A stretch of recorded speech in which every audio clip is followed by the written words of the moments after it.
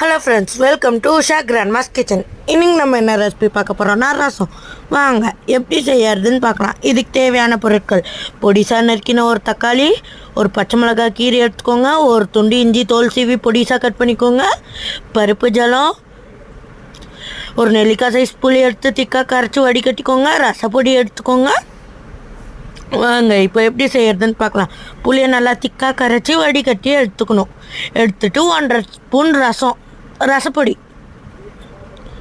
1.5 spoon ரசப்பொடி போட்டுட்டு நல்லா மிக்ஸ் பண்ணிவிடுங்க. மிக்ஸ் பண்ணிவிட்டு இப்போ நறுக்கி வச்சுருக்கிற தக்காளி பச்சை மிளகாய் போட்டுக்கோங்க. போட்டுட்டு இன்னொரு வாட்டி மிக்ஸ் பண்ணிடுங்க. இப்போ ஸ்டவ் மேலே சின்னதாக ஒரு ஸ்டாண்ட் வச்சுக்கோங்க.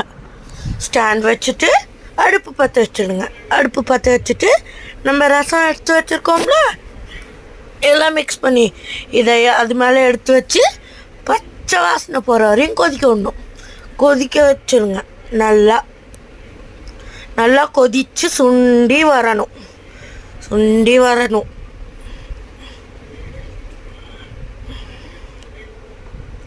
நல்லா கொதித்து சுண்டி வரணும்.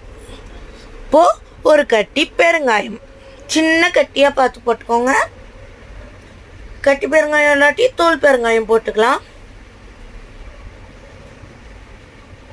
இப்போ 1/2 டேபிள் ஸ்பூன் கல்லுப்பு போட்டுக்கோங்க. 1/2 டேபிள் ஸ்பூனுக்கு கொஞ்சம் கம்மியாகவே போட்டுக்கலாம், தப்பு இல்லை. டேஸ்ட் பண்ணிவிட்டு செக் பண்ணிக்கலாம்.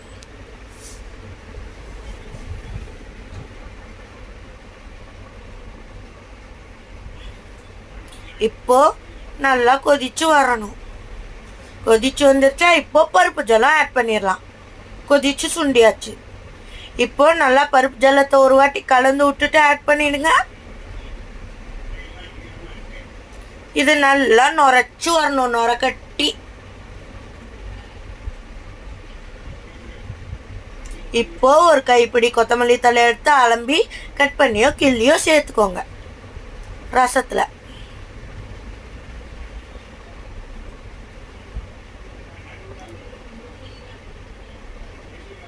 ரசம் நல்லா நுரைச்சி வருது.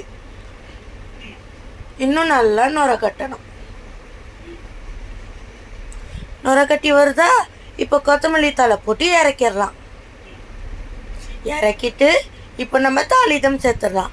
ஒரு கடாய் எடுத்து 1 ஸ்பூன் எண்ணெய் ஊற்றி கடுகு ஜீரகம் தாளித்து கொட்டிட்டிங்கன்னா நம்மளோட ரசம் தெரியும். மறக்காமல் உஷா கிராண்ட்மாஸ் கிச்சன் பிடிச்சிருந்தா லைக் பண்ணுங்கள், கமெண்ட் பண்ணுங்கள், சப்ஸ்கிரைப் பண்ணுங்கள். இதே மாதிரி அடுத்தடுத்த வீடியோனா மறக்காமல் கமெண்ட் அனுப்புங்க. Welcome to